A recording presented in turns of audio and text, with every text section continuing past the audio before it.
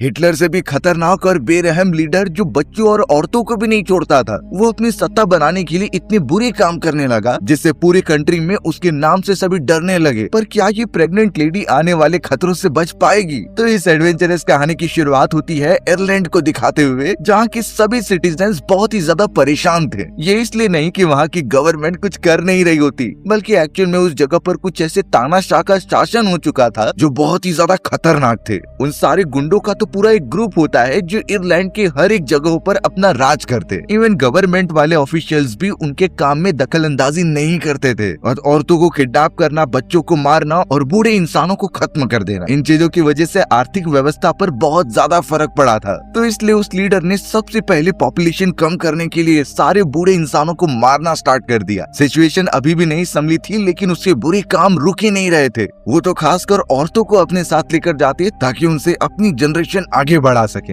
अब इन्हीं सारी चीजों में हमें नाइक और मिया दिखाए जाते हैं, जिसमें मिया प्रेग्नेंट थी। फिलहाल वो दोनों उस खतरनाक जगह से निकलने के लिए एक कॉन्ट्रैक्टर के पास जाते हैं जो उन्हें इलीगली किसी दूसरे कंट्री में भेज देगा। काफी ज्यादा वो पैसे मांग रहा था, इसलिए नाइक और मिया ने अपनी एंगेजमेंट रिंग दे दी और कंटेनर में जाकर बैठ गए। उनके साथ कई और लोग भी मौजूद थे जो काफी डरे होते हैं। अब लगातार आगे बढ़ते हुए पता चला कि अगले दिन उन्हें एक चेक पोस्ट पर रुकना पड़ता है। यहाँ आने से पहले सारे मेल मेंबर और फीमेल को अलग कर दिया गया था, यानी निक अपनी वाइफ मिया के साथ नहीं होता है। शॉकिंग बात पता चली कि उस जगह पर वही लीडर है अपने सभी साथियों के साथ जो वहाँ की चेकिंग करता। सबसे पहले वो लीडर जब उस कंटेनर को ओपन करता है तो पता चला अंदर कुछ भी नहीं है, लेकिन सारी औरतें जो छुपी हुई थी वो अभी भी अंदर ही होती हैं। एक्चुअल में इस ट्रक को इस तरीके से डिजाइन किया गया था कि वहाँ पर बीच में एक दीवार होती है और दीवार के पीछे सारी औरतें छुपी हुई हैं। अब देखकर किसी को भी लगेगा कि इसमें कोई शक करने वाली बात ही नहीं है, लेकिन वो लीडर ट्रक को गौर से देखने लगा। बाहर की तरफ से ट्रक बड़ा दिख रहा था और अंदर से छोटा, तो यही रीजन होता है कि उसे लगने लगा कि जरूर कुछ गड़बड़ है। उसने तो कुछ लोगों को अंदर भेजा और जितने भी लोग थे उन्हें बाहर आने के लिए कहा। सारी औरतें एकदम चुप थीं और कुछ जवाब नहीं देती। तब जाकर लीडर ने अपने आदमियों को फायर करने के लिए कहा। उन लोगों ने तो गोलियां डायरेक्टली बरसाना स्टार्ट कर दी और वहाँ जितनी भी लेडीज मौजूद थीं सब की सब मारी जाने लगी। इतनी बुरी तरीके से वो खत्म करते हैं कि कोई बचता ही नहीं, क्योंकि वो इससे पहले सामान लेने के लिए थोड़ा साइड में चली गई थी। उसका लक अच्छा होता है कि कोई भी गोली उसे नहीं लगी। सिर्फ उस पूरे प्रोसेस में एक कुत्ता और छोटा बच्चा बचता है। कुत्ता तो भाग गया था, लेकिन उन लोगों ने बेरहमी तरीके से उस बच्चे को भी मार दिया। मिया इतना ज्यादा डर गई कि वो कॉल करती है निक को और इस बारे में बताती है, पर निक उसे उसी जगह पर रहने के लिए बोलता है क्योंकि थोड़ी देर में वो समुद्र के पास पहुंचने वाले। कंट्री में इतनी बुरी हालत हो चुकी थी कि जगह जगह पर लोगों की डेड बॉडीज दिखाई देती। ऐसा लग ही नहीं रहा था कि ये आयरलैंड है जो एक समय पर आर्थिक स्थिति में बहुत अच्छा हुआ करता था। अब जैसे तैसे मिया ही उस कंटेनर में बची हुई होती है जो उस चेक पॉइंट को पास करके एक बंदरगाह तक पहुंची, यानी यहाँ से उसके कंटेनर को शिप पर डाल दिया जाएगा और वो पानी के रास्ते से आगे बढ़ेगी। यानी हो सकता है कि मिया वो आखिरी लड़की हो जो कंट्री से सही सलामत बाहर जाने में कामयाब हो जाए, लेकिन उसके नसीब में ये सब नहीं लिखा हुआ होता। थोड़ी ही देर में उसे कुछ ऐसी चीजों का सामना करना पड़ता है जो वो कभी सोच भी नहीं सकती थी। अब मिया जब उस कंटेनर के अंदर थी तो वो बहुत ही ज्यादा हिल रहा था। ये इसलिए क्योंकि वो कंटेनर्स बड़ी सी शिप के ऊपर लाद दिए गए होते हैं और वो शिप बड़ी बड़ी लहरों को चीरते हुए आगे निकल रही थी। कुछ देर तक तो सारी सिचुएशन एकदम नॉर्मल रहती है और मिया यही सोच रही थी कि वो अपने बच्चे के साथ निकल जाएगी, लेकिन अब कंटेनर इतना ज्यादा हिलने लगा कि मिया दूसरी जगह जाकर गिरती है। लकीली उस कंटेनर में छोटे छोटे छेद बने हुए थे उन गोलियों के कारण, और इस वजह से मिया बाहर देख पा रही थी कि क्या चल रहा है। वहाँ साफ पता चलता है कि जो लोग उस शिप को मैनेज करते थे वो भी एकदम से घबराए हुए हैं, क्योंकि समुद्र में एक बड़ा तूफान आ चुका है। उनकी शिप तो बड़ी बड़ी लहरों के बीच बहुत ज्यादा स्ट्रगल कर रही है। सिचुएशन इतनी ज्यादा गंभीर हो जाती है कि मिया को कई जगहों पर चोटें भी लगी। वो तो अचानक उस जगह पर बेहोश हो गई, यानी कि शायद नेचर भी नहीं चाहती कि मिया अपने डेस्टिनेशन तक पहुंच जाए। अब अगले दिन जब मिया को होश आता है तो वो देख पा रही थी कि कंटेनर में पानी भर रहा है, यानी कि कंटेनर ऑब्वियसली पानी के अंदर डूबने वाला है। उन छोटे छोटे छेदों में देखने के बाद उसे शिप कहीं भी दिखाई नहीं दे रही थी। सिर्फ और सिर्फ आसपास पूरे कंटेनर्स होते हैं जो फिलहाल पानी पर तैर रहे थे, यानी इसका मतलब साफ है कि कल रात की तूफान में पूरी शिप डूब गई होगी और अब उन कंटेनर्स की बारी है जिसमें सभी लोगों को बंद करके लेकर जा रहे थे। मिया अब इतना ज्यादा पैनिक होने लगी कि वो उस कंटेनर में जरूरतमंद की सारी चीजें ढूंढते रहती है। पहले तो उसने कांटेक्ट करने का ट्राई किया अपने हस्बैंड निक को, लेकिन उसका पहला वाला मोबाइल फोन पूरी तरीके से टूट चुका था। जब वो दूसरे मोबाइल फोन में इंटर करती है तो वहाँ सिग्नल ही नहीं मिल रहे थे, यानी मिया कितनी भी कोशिश कर ले अपने हस्बैंड से कांटेक्ट ही नहीं कर पाती।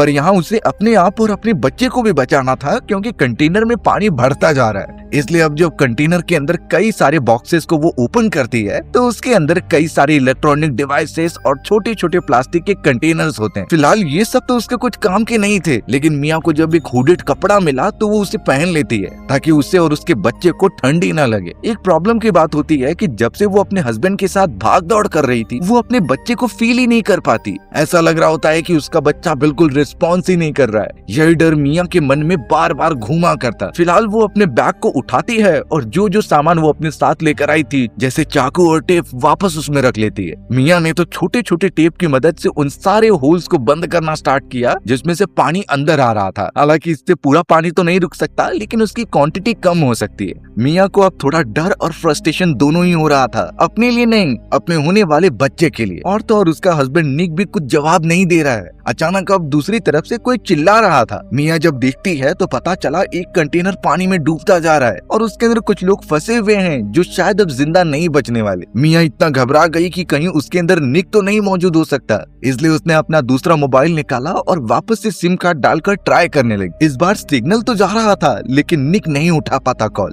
कई देर तक वो कोशिश करती रही, पर बाद में वो कंटेनर पानी में डूब जाता है। मिया ने अब जाकर मान लिया था कि शायद उसका हस्बैंड निक मर चुका है। वो अब कुछ कर नहीं सकती अपनी जान लेने के सिवा। फिलहाल उसका कंटेनर फ्लोट होता रहता है, लेकिन मिया की उम्मीद उसी तरीके से डूब गई थी। वो इतनी ज्यादा डिप्रेशन में चली जाती है कि एक चाकू को लेकर अपने आप को मारने का सोच रही थी। अब वो ऐसा करने जाती तभी उसे अपने पेट में बच्चा फील होता है, यानी वो अच्छी तरीके से किक कर रहा था और यही चीजें मिया तब से वेट कर रही होती है। ये सेंस करने के बाद मिया रुक जाती है और अपने बच्चे के लिए जिंदा रहने का डिसाइड करती है। पर अभी भी मिया की कंडीशन इतनी वर्स है कि वो वापस अपनी कंट्री में भी नहीं जा सकती और मदद के लिए आसपास कोई शिप भी नहीं मौजूद है। मिया को तो अचानक नींद आने की वजह से वो वहीं सो गई होती है। अचानक अब उस कंटेनर के अंदर जो एक छोटा बॉक्स था वो ऊंचाई से नीचे गिरने लगता है। मिया ने तुरंत ही उसे नोटिस किया और वहाँ से हट गई, पर उस बॉक्स की वजह से कंटेनर में इतने झटके लगे कि वो और भी तेजी से पानी में डूबने लगा। आधे से भी ज्यादा पानी उसमें भर चुका होता है और मिया बेचारी अपने बच्चे को बचाने के लिए कुछ नहीं कर पा रही थी, यानी अब उसका डूबना तो तय है। लेकिन अगले मोमेंट में पता चला कि ये सब उसका एक सपना था। ऐसा सिर्फ वो सोच रही थी, बल्कि रियलिटी में कुछ हुआ नहीं होता। मिया ने नोटिस किया कि जो टेप उसने होल्स पर लगाए थे वो खुल गए होते हैं और पानी भी लगातार कंटेनर में बढ़ता जा रहा था। लेकिन सबसे पहले मिया ने अपने सपने में देखे गए उस ऊपर लगे कंटेनर को नीचे गिराया। ये इसलिए ताकि उसके सपने की चीजें रियल में ना कन्वर्ट हो जाए। अब उस कंटेनर में पता चला कि कई सारे प्लास्टिक के छोटे छोटे कंटेनर्स होते हैं। फिलहाल तो ये कंटेनर्स बिल्कुल काम में नहीं लग रहे थे और मिया सोच रही थी कि वो क्या करेगी इन सब का। लेकिन गौर से देखने के बाद पता चला कि उन छोटे प्लास्टिक कंटेनर्स में रबड़ लगी हुई है। इस रबड़ का यूज वो कंटेनर के छोटे होल्स को कवर करने के लिए कर सकती है, जिससे शायद पानी अंदर आना रुक जाए। और होता भी कुछ ऐसा ही है। बहुत कोशिश करने के बाद वो जैसे तैसे छोटे छोटे होल्स को भरने लगी। इनफैक्ट अब तो वो जितनी भी चीजें मिल रही थी उसका यूज करती है कंटेनर को डूबने से बचाने के लिए। उसने तो बड़े बड़े कंटेनर्स भी साइड में लगा दिए थे ताकि भारी भरकम पानी अंदर ना आए और वो उसके ऊपर आसानी से सो सके ताकि उसके बच्चे को कोई प्रॉब्लम ना हो। मिया ने तो हर जगह पर मार्क करके रख लिया था कि किस जगह कितना प्रेशर आ रहा है और वो उसी हिसाब से वहाँ पर टेप अप्लाई कर रही थी। इनफैक्ट मिया ने तो अंदाजा भी लगा दिया था कि जिस तरीके से अभी पानी गिर रहा है वैसा कंटिन्यू होते हुए वो कितने दिन तक सरवाइव कर सकती है। साथ ही साथ वो लगातार कांटेक्ट भी कर रही थी किसी रेस्क्यू टीम या फिर निक से, ताकि वो उसकी मदद करने के लिए यहाँ पर आ जाए। लेकिन बात ये थी कि इतने विशालकाय समुद्र में मिया के साथ सिर्फ उसकी तन्हाई होती है, बाकी कोई और नहीं है जो उसे सुन सके और बचाने आ जाए। कई बार फोन ट्राई करने के बावजूद भी वो कनेक्शन एस्टेब्लिश नहीं हो पा रहा था। मिया ने तो कई सारे ईयरफोन्स लिए और अपनी फैमिली की फोटोग्राफ्स उस पर लगा दी सूखने के लिए। थोड़ी छानबीन करते हुए उसे कंटेनर के अंदर कुछ खाने पीने की चीजें मिलती हैं जिसे वो अपने साथ रख लेती है। वहाँ पर तो एक ड्रिल मशीन भी थी जिससे वो छेद कर सकती है, यानी ये सारी चीजें उसे काम में तो आएंगी ही। वो कुछ नेगेटिव बातें सोच ही रही थी कि बच पाएगी कि नहीं, तभी एक कॉल आती है अननोन नंबर से। जैसे मिया ने उसे उठाया तो पता चला ये उसका हस्बैंड निक है जो अभी भी जिंदा है। ये जानने के बाद मिया बहुत ही ज्यादा इमोशनल हो गई थी। निक बताता है कि जो लोग उन्हें ट्रांसपोर्ट करने वाले थे उन्होंने धोखा दिया। वो निक के कंटेनर को शहर में ही छोड़ देते हैं, जिस वजह से वो पानी में कभी गया ही नहीं। मिया भी उसे अपनी कंडीशन बता देती है कि वो कहाँ पर फंसी हुई है, जिस वजह से निक सिर्फ इतना बोल रहा था कि मैं तुम्हारी मदद करने आ रहा हूँ, लेकिन तुम्हें अपनी फोन की बैटरी बचा कर रखनी होगी, तुम्हें हमारे बच्चे के लिए जिंदा रहना होगा। मिया ये बातें समझ तो गई थी, पर सिर्फ उसे पता था कि ये कितना ज्यादा मुश्किल है। अब वो सारी चीजें अपने हिसाब से प्लान करती ही है, लेकिन वो छेद से देख पा रही थी कि एक बड़ा तूफान उसकी तरफ बढ़ रहा है। अगर ये तूफान कंटेनर से टकराया तो हो सकता है पूरा डूब जाए। इस वजह से मिया अपने आप को एक सेफ स्पॉट पर रख लेती है ताकि वो पानी से दूर रहे, नहीं तो उसके बच्चे को प्रॉब्लम हो सकती है। लेकिन किस्मत में जो लिखा होगा वो तो होना ही है। वो तूफान थोड़े ही देर में कंटेनर के पास आ चुका था। मिया के पेट में तो दर्द भी शुरू हो चुके होते हैं। हो सकता है कि उसका बच्चा बाहर निकलने वाला था। जैसे तैसे वो तूफान से बचने की कोशिश कर रही थी, क्योंकि कंटेनर सब हिलने लगे थे और इन्हीं सारी चीजों के बीच उसे अपने बच्चे को जन्म देना ही पड़ता है। एम्बिलिकल कॉर्ड निकालने के बावजूद भी उसका बच्चा रो नहीं रहा था। इस वजह से वो उसके पीठ पर थपथपाने लगती है। एक मोमेंट पर लगा कि उसने अपने बच्चे को खो दिया है, लेकिन वो बाद में आवाज करके रोने लगता है। मिया तुरंत ही अपने बच्चे को एक कंटेनर में लेकर बैठ गई और तूफान जाने का वेट करने लगी। सुबह होने पर जब कंटेनर एकदम नॉर्मल फ्लोट करने लगा, तब पता चलता है कि तूफान चला गया है और मिया अपने बच्चे की देख रेख करने लगी थी। वो उसे अच्छी तरीके से साफ करती है और खुद पहले पेट भर के खाना खाती है, क्योंकि इन सारी चीजों में बहुत ज्यादा एनर्जी लगती है। मिया इसलिए भी निराश थी क्योंकि उसका इकलौता फोन पानी में गिर गया था और वो बिल्कुल भी चल नहीं रहा होता। मिया का बच्चा लगातार रोता जा रहा था, लेकिन उसे यहाँ से बाहर निकलना है। मिया ने जब ऊपर देखा तो वो ड्रिल मशीन की मदद से ऊपर छेद करने लगी। उसका प्लान यही था कि एटलीस्ट वो सूर्य की किरणें अपने बेटे पर पड़ने दे। बहुत देर तक मेहनत करने के बाद ड्रिल मशीन से उसने कई जगहों पर छेद तो कर दिए थे, पर अभी भी आधे से ज्यादा काम बचा हुआ था। मिया का बच्चा पहले से और ज्यादा रोने लगा था, जिससे वो बहुत ज्यादा चिड़चिड़ी हो गई थी। उसे तो अपने ही बच्चे पर गुस्सा आने लगा था, पर जैसे तैसे वो उसे शांत करती है और ऊपर छेद करने के काम में लग जाती है। अब यहाँ प्रॉब्लम की कमी नहीं थी कि वो ड्रिलिंग मशीन भी बंद हो जाती है, यानी अब उसे आगे का काम किसी दूसरी चीज से करना होगा। मिया ने तो अब आखिरी बचा हुआ खाना और पानी भी पी लिया होता है, यानी इसके बाद उसके पास कुछ भी कंज्यूम करने के लिए है ही नहीं। लग रहा था कि इस छोटे से कंटेनर में उसकी पूरी दुनिया ही खत्म हो जाएगी। वो इतना ज्यादा फ्रस्ट्रेट हो गई थी कि कई बार कंटेनर्स को दूर फेंकने लगती, पर तभी उसे एक चाकू मिला जिसे वो लेकर ऊपर वाले हिस्से को काट रही होती है। अब इस प्रोसेस में इतनी ज्यादा मेहनत लगती कि उसके हाथ में चोट लग गए थे, फिर भी वो कंटिन्यू करते ही रहती। हर तरीके से लग रहा था कि उसकी परीक्षा ली जा रही है ऐसे कंडीशन में सरवाइव करने के लिए। अब यहाँ एक रात फिर उसे विदाउट खाना पानी के गुजारना पड़ता है। उसका पेट अजीब तरीके से घूमने लगा था, यानी उसे खाने की जरूरत है, लेकिन अचानक उसे अब एक बड़ी सी व्हेल की आवाज सुनाई देने लगी। मिया थोड़ा डरने लगी कि अगर वो व्हेल उनकी कंटेनर से टकरा जाएगी तो वो डूब जाएंगे।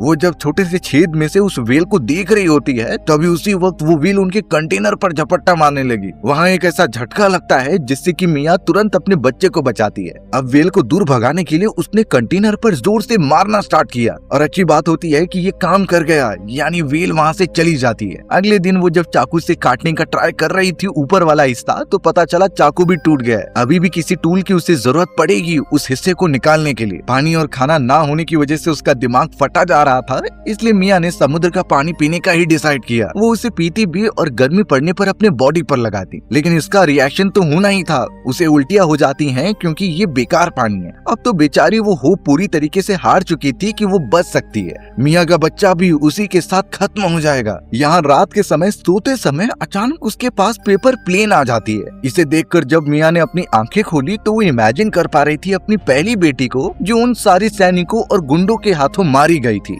मिया और निक उस समय पर अपनी बेटी को नहीं बचा पाए थे। मिया की बेटी यही कह रही थी कि आप लोगों ने पूरी कोशिश नहीं की मुझे बचाने के लिए, इसलिए इसके जिम्मेदार आप सभी हो। मिया एक समय पर अपने आप को जिम्मेदार मानने लगी थी, लेकिन तभी वो अपने हस्बैंड निक को इमेजिन करती है, जो उसे सपोर्ट करते हुए कह रहा था कि इसमें तुम्हारी कोई गलती नहीं है, ये किस्मत को मंजूर था और वैसा ही हुआ। इससे मिया को थोड़ी राहत मिली और वो होश में आ जाती है। सब कुछ एकदम शांत सा लग रहा था, तभी थोड़ी देर में बारिश होने लगी। उसने जिस तरीके से छेद किए थे उसमें से पानी रिसने लगा लगा जिसे कि मिया पीने लग जाती है। छोटे छोटे प्लास्टिक के कंटेनर्स उसने रख दिए थे ताकि उसमें बारिश का पानी जमा हो जाए, यानी उसकी पानी की टेंशन तो एकदम खत्म हो चुकी है। अब मिया जब खाने के एक छोटे से कंटेनर को निकाल रही थी तभी उसे कुछ आइडिया आया। वो उसी आइडिया को अप्लाई करने के लिए एक कपड़ा लेती है और कंटेनर के ऊपर वाले कटे गए हिस्से के अंदर डाल देती है और उसे जोर से खींचती है। कुछ देर तक वो हिम्मत नहीं हारती और लकीली कंटेनर का वो कटा हुआ हिस्सा मुड़ जाता है, यानी वहाँ से उसे सन की लाइट प्रॉपर दिखाई दे रही थी और वो बाहर निकल सकती है उस जगह से। मिया को इतना अच्छा लग रहा था जैसे उसे दूसरी जिंदगी मिल गई है।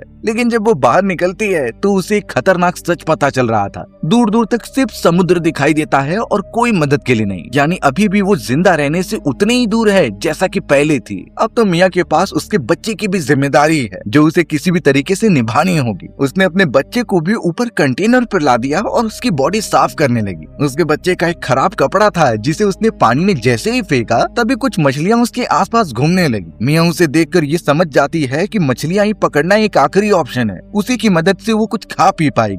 इसीलिए वो नुकीले ऑब्जेक्ट और अलग अलग चीजें ट्राई करती है उन मछलियों को पकड़ने के लिए, बट उसमें से कोई भी तरीका काम नहीं आता। वो मछलियां तो वहाँ से दूर भाग जा रही थी। ये इसलिए क्योंकि मिया को फिशिंग का कोई भी एक्सपीरियंस नहीं होता। लेकिन अगर ऐसी खतरनाक कंडीशन में हम फंस जाएं जहाँ जिंदा रहने के लिए हमें मछलियां पकड़नी है और हमें फिशिंग करना बिल्कुल भी नहीं आता, तो कुछ ऐसी टेक्निक्स आती हैं जिसमें कि एक बिगिनर भी बड़ी आसानी से मछली पकड़ सकता है। अब जैसा कि हमें पता है कि मछलियों को बेवकूफ बनाना बहुत आसान है, पर अगर हमारे पास आयरन रॉड और कुछ ऐसी भी नुकीली चीजें नहीं है जिससे मछलियों को मार सकें, तो हमें कुछ ऐसे बड़े कंटेनर या फिर जाल बनाने होंगे जिसे हम पानी में डाल दें और उसके अंदर कुछ वेस्ट प्रोडक्ट छोड़ दें। जैसा कि मिया के केस में हमें पता चला कि अगर वो गंदे कपड़े को पानी में डाले तो मछलियां अट्रैक्ट होने लगी, यानी वो वेस्ट प्रोडक्ट एक चारे की तरह काम कर रहा था। वैसे ही अगर हम एक बड़ा सा कोई भी कंटेनर पानी में डालें और उसके अंदर वो कपड़े डाल दें तो मछलियां जरूर आएंगी वहाँ पर खाने के लिए। या फिर कई सारी रस्सियों की मदद से अगर जाल बनाकर भी रखा जाए तो भी मछलियों को पकड़ा जा सकता है। जितना हो सके उतना वेस्ट प्रोडक्ट डालते जाइए जिससे मछलियां इकट्ठा हो जाएंगी। फिर उसी के बीच कंटेनर या फिर जाल डालकर उसे ऊपर खींच लीजिए। ये बड़ा आसान तरीका है मछलियों को पकड़ने का। लेकिन यहाँ मिया एकदम से फ्रस्ट्रेटेड थी क्योंकि उससे कुछ नहीं हो रहा था। तभी अचानक उसे आसमान में किसी एरोप्लेन की आवाज सुनाई दी। वो तुरंत ही एकदम एक्टिव हो जाती है ताकि उन्हें इशारा करके अपनी लोकेशन बता सके। इसलिए वो नीचे जाती है और एक टीवी के स्क्रीन को तोड़कर उसे बाहर लेकर आती है। यानी मिया ने सिग्नल के लिए रिफ्लेक्शन का यूज करना स्टार्ट किया, जो वो होप कर रही थी कि एयरप्लेन वाले उन्हें देख ले। लेकिन वो इतनी दूर होती है कि कोई उसे नोटिस नहीं कर सकता। वो एरोप्लेन वहाँ से निकल जाता है आगे की तरफ। बेचारी मिया फिर से उदास हो गई और अपने बच्चे के साथ वहाँ टाइम गुजारने लगी। पता चला कि इन्हीं सारी चीजों के बीच उसे चोट लग गई थी जिससे उसके पैर पर घाव बन गए होते हैं। ये इतने ज्यादा थे कि काफी ज्यादा उसका ब्लड लॉस हो चुका था, पर मिया ने एक वायर से उसे सिल दिया और अच्छी तरीके से उसे बांध दिया होता है। ये बात तो क्लियर थी कि मिया की बॉडी की हालत अब बदतर होती जा रही होती है। उसे प्रॉपर मेडिकेशन नहीं मिली तो उसका घाव सड़ने लग जाएंगे। उसके पास होप बची हुई थी तो सिर्फ अपने बच्चे के लिए। अब मिया ने भी एक जाल बनाने का डिसाइड किया, लेकिन रस्सियों से नहीं बल्कि कई सारे पड़े हुए एयरफोन से। वो एयरफोन्स को एक दूसरे से जोड़कर एक जाल की तरह स्ट्रक्चर बनाती है। पूरी रात वो उसे करते रह गई और अगले दिन वो उसी टेक्निक का यूज करके कई सारी मछलियों को पकड़ने का ट्राई करती है। पहले उसने वेस्ट वाले कपड़े डाले और जब मछलियां जमा हो जाती हैं तो वो जाल को फेंककर उसमें से कई मछलियों को पकड़ ले रही थी। उसने तो मछलियों को कच्चा ही खाना स्टार्ट कर दिया था, यानी इतनी ज्यादा भूखी होती है वो। साथ ही साथ उसने आने वाले टाइम के लिए भी कुछ मछलियां पकड़ कर रखी थी, यानी खाना पानी तो उसके पास भरपूर था। अब तो मिया ने उन छोटे प्लास्टिक कंटेनर्स में अपनी लोकेशन और मदद के मैसेज लिख दिए होते हैं। वो उसे पानी में फेंकती है ये उम्मीद से कि किसी को मिल जाए और वो सब उसे बचाने यहाँ आ जाए, पर अभी भी उसके बचने के चांसेस बहुत ही कम थे। मिया ने तो अब यहाँ अपने बच्चे का नाम अपनी मदर के ऊपर रखा था। ये मिया और निक ने पहले से ही डिसाइड करके रखा होता है ताकि मिया की मदर की याद हमेशा उसे आती रहे। वो तो अपनी पूरी फैमिली की फोटोज भी देख रही थी जिससे मिया को थोड़ी हिम्मत मिलती है। अचानक अब वो नोटिस करती है कि उसके बच्चे को ठंड लग रही है, इसलिए जैसे तैसे उसने आग जलाई अल्कोहल की मदद से जो बचा हुआ था वो उसे वहीं पर रख देती है ताकि गर्माहट बनी रहे। पूरी रात वो इसी तरीके से सोती रही और कंटेनर पानी में बहता जा रहा था। रात के समय अचानक सोते दौरान उसे अपने कंटेनर से कुछ टकराता हुआ दिखाई देता है। जैसे वो उठकर जाकर ऊपर देखती है तो पता चला ये वही प्लास्टिक कंटेनर है जिसके अंदर उसने SOS सिग्नल डाला था और दूर फेंक दिया था। पता चला कि वो घूमकर वापस आ गया है, यानी इतनी जल्दी तो कोई मदद करने आने वाला नहीं है। बट अच्छी बात हुई कि तुरंत ही उसका फोन रिंग करने लगा और उठाने पर पता चला कि ये उसका हस्बैंड निक है। निक से बात करके वो बहुत ही ज्यादा इमोशनल हो गई, पर निक भी फिलहाल के लिए मुसीबत में था। वो बताने लगा कि वो तुम्हें बचाने आ रहा था, लेकिन नाव चुराने पर सैनिकों ने उसे देख लिया और गोली मार दी। उसके पैर में बहुत ही ज्यादा चोट लगी हुई है और खून बहता ही जा रहा है। ये भी नहीं पता कि वो कितनी समय तक जिंदा रह पाएगा, इसलिए ये आखिरी बार उसने मियाँ को कॉल किया था बात करने के लिए।